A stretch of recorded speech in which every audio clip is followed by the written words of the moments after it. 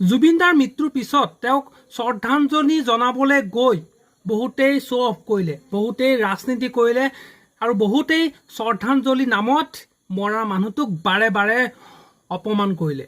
তাৰ নিশ্চয় আপোনালোকে জ্বলন্ত উদাহৰণ ইতিমধ্যেই দেখিবলৈ পালে। কিন্তু জুবিন দাই আমাৰ অসমৰ কাৰণে যিখিনি কৰি থৈ গ'ল সেইখিনিতো আৰু 100 বছৰলৈ কোনেও পূৰ্ণ কৰিব নোৱাৰে। তেন্তে আমাৰ কাম কি হ'ব লাগে? আমাৰ কাম হ'ব লাগে যে তেওঁ অমৰ সৃষ্টিৰাজিক আমি জীয়াই ৰাখিব লাগে। কিন্তু শ্ৰদ্ধাঞ্জলি জনোৱাৰ নামত কিছুমান মানুহে যেনেকৈ আচলতে বেনাৰ পোষ্টাৰ ৰাস্তা ঘাটে কাণত পেলাই দি যেনেকৈ মানুহজনক অপমান কৰা হৈছে, সেইটো কিন্তু এটা ভাল লক্ষণ নহয়।